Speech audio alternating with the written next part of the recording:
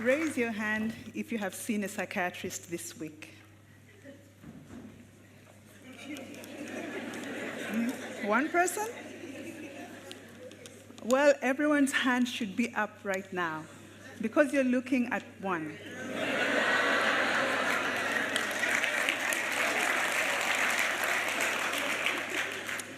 I am a psychiatrist born and raised in Uganda.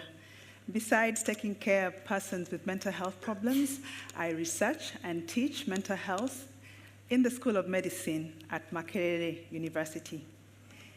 In my career, I've had the privilege of being on both sides of a mental hospital bed.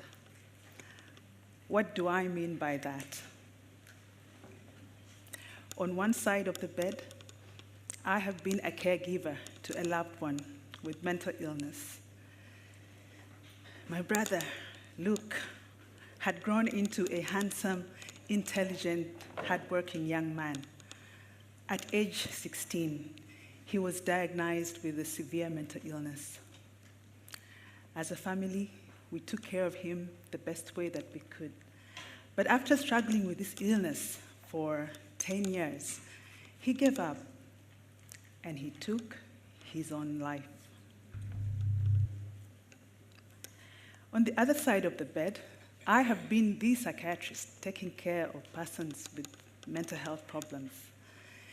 Given that experience, I know how hard a diagnosis of mental illness hits the affected individual and the family. I have lived the pain, the anger, and the shame, the denial, the guilt, and the blame. Despite the fear, we must act on mental health issues. We must act in spite of the fear. Yesterday was World AIDS Day. Now, you may wonder, what is the connection between HIV/AIDS and mental health? But it is the people living with HIV/AIDS that drew me into the mental health field. And I want you to meet two of these people living in northern Uganda, where I conduct my research. This is Severino. He lives in Namukora village, Kitgum district. When I met him in 2013, he could not work in his garden because he lacked energy all the time.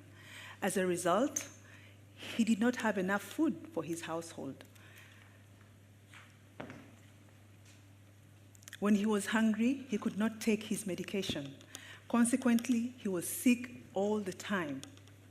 Unable to work, he felt useless, worthless, and hopeless, and he felt he should die. Betty here lives in Poranga village in Pade district. When I met her last year, she was too weak to even sit up. She was faced with multiple challenges, including raising 3 children all by herself.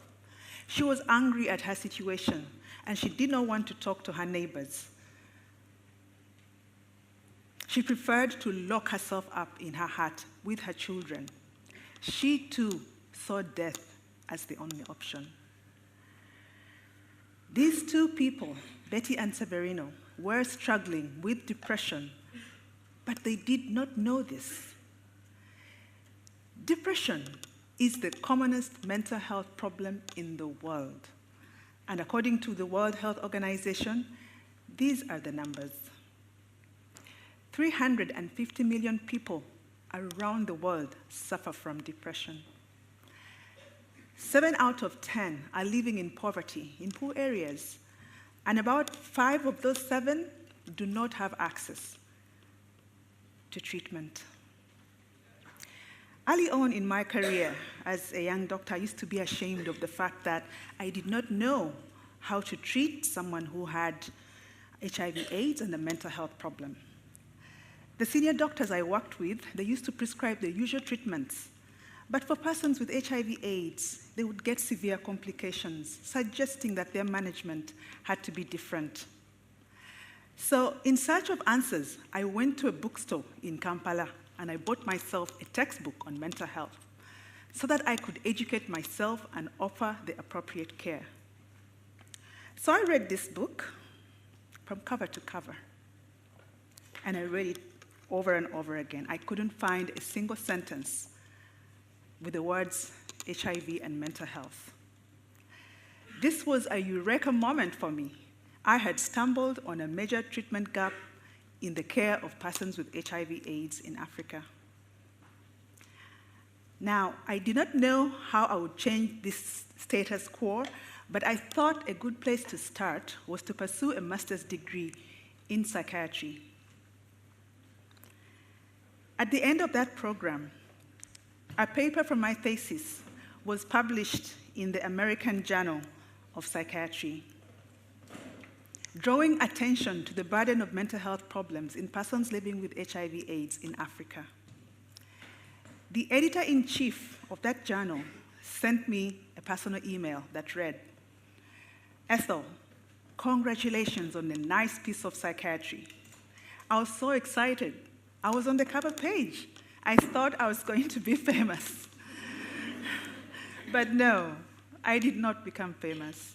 But that achievement earned me a Fulbright Science and Technology Award to pursue doctoral studies in the United States. Now, while in the United States, before I knew what had hit me, the hunter for solutions to depression had become hunted. I was in a foreign land with a 4-month-old baby. I had left 2 other children, aged 4 and 5, with my husband at home. As I tried to adjust to a new way of life, my thoughts became increasingly negative. I was a bad mother. I was a bad wife. To make matters worse, I was failing to attain the grades required of a doctoral student. So I was a bad student. And to add insult to injury, my academic advisor had told me that his only responsibility towards my academics was to sign my official documents when the need arose. Given my experience in mental health, I knew I was sliding into depression.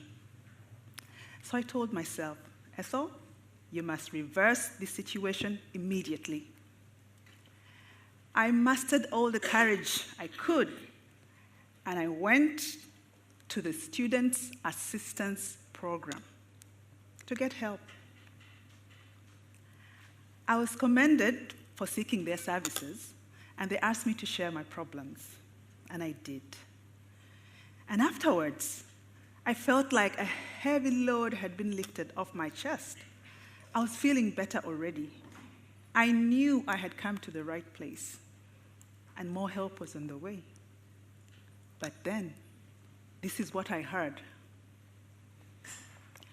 Your insurance is the wrong type for this facility. You need to change that.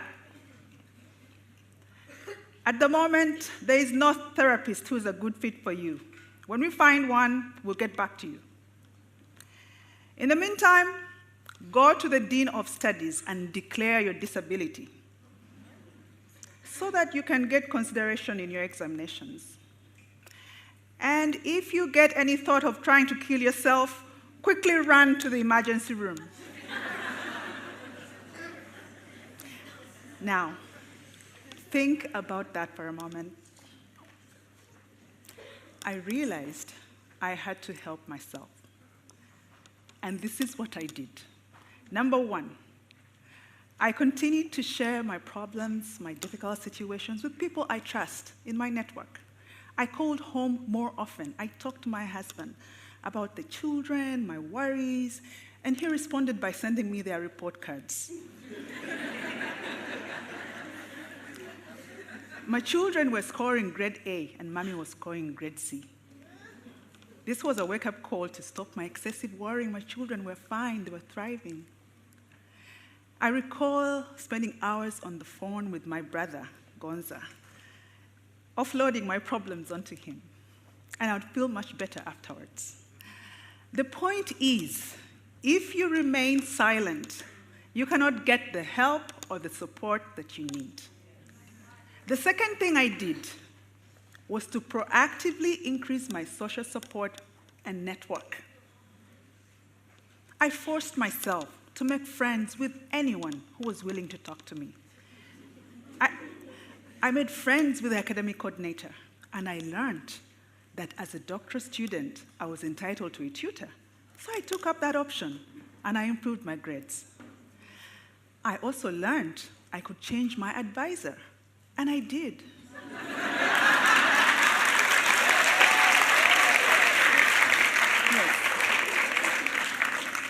I also learned that I could reach out to as many professors as I could in other departments who could help and guide me in my research. Research has shown that social support and connections are the strongest protectors against depression. The third thing I did was to learn and practice positive coping skills, in particular, those required to deal with stigma and discrimination. In the communities where I lived, I was regarded different. I was reading books all the time. I just didn't seem to know how to have fun, so no one wanted to associate with me. I had to learn to accept those things about myself that I cannot change, and to also surround myself with those people that support me. So what am I saying here? I'm saying that positive coping skills protect against depression. The last thing I did, I increased my income.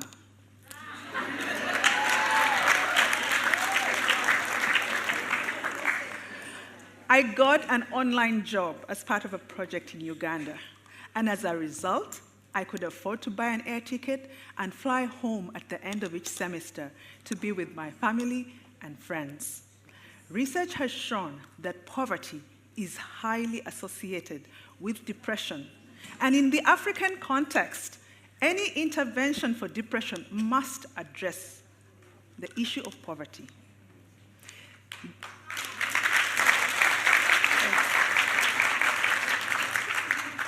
These 4 actions I took saved my life.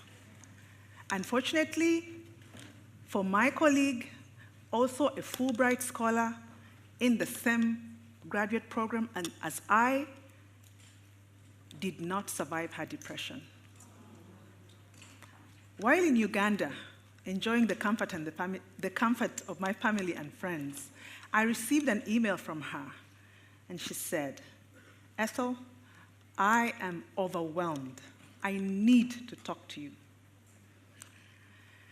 Immediately, I knew this was trouble, and I was so far away.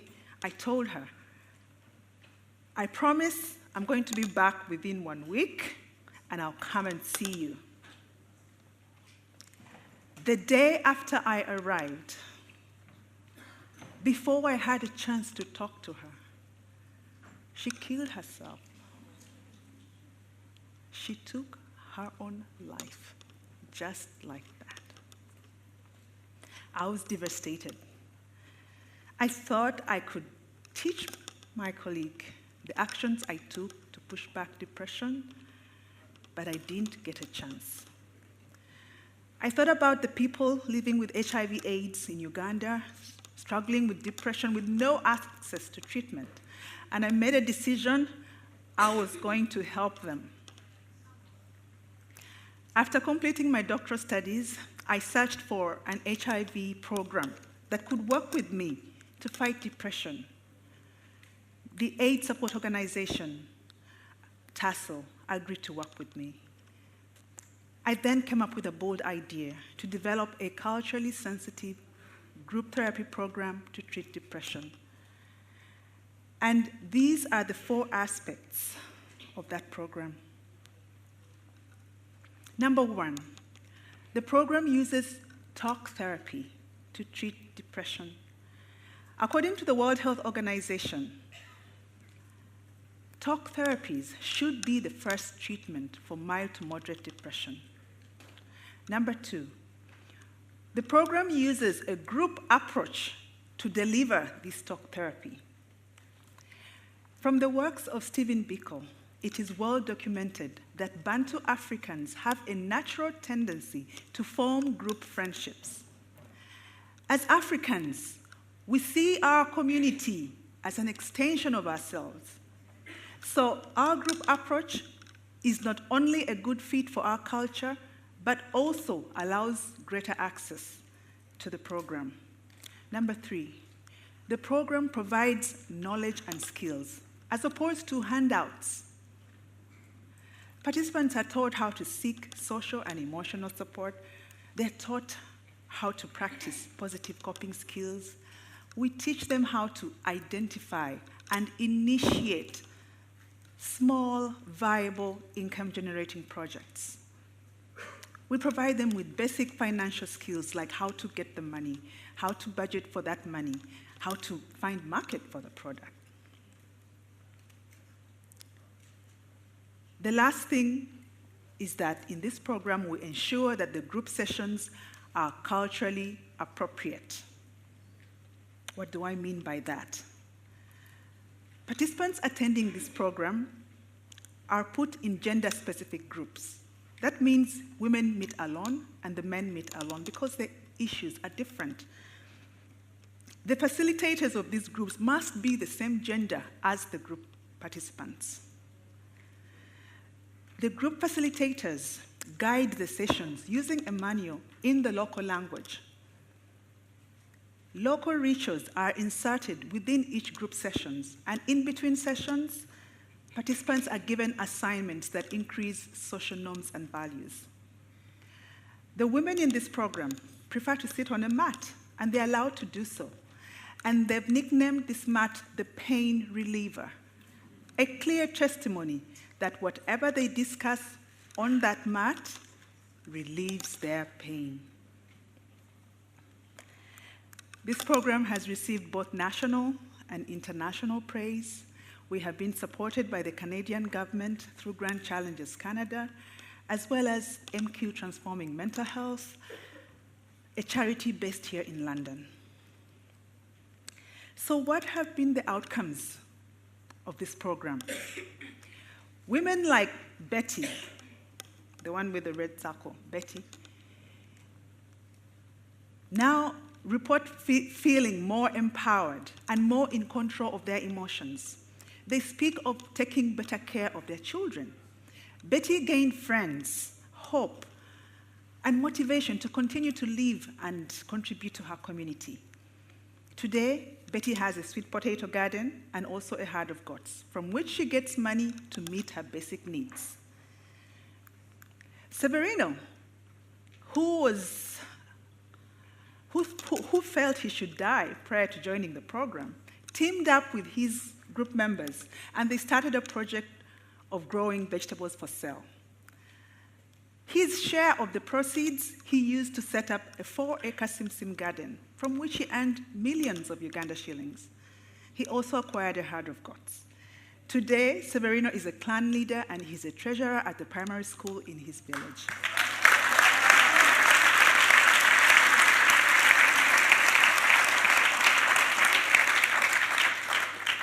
When we interviewed Severino 2 years after participating in this program, he referred to the group sessions as the best talk of living. His own words. My colleague at the graduate school never had the chance to share in the best talk of living. Perhaps if she had, she would have felt as empowered as the men and women we have supported since then. There are millions like her without access to culturally sensitive talk therapy. I'm sure you all know someone who might be struggling with depression. What can we do about it? What can you do about it? We have a formula here that works, a formula that has been published in the Lancet HIV journal. You can spread the good news. My dream is to see this program embedded in other health programs, not only in Uganda, but also in communities across Africa. We will not only save lives, but will help people thrive. I believe that together we can give so many more the best talk of living. Thank you.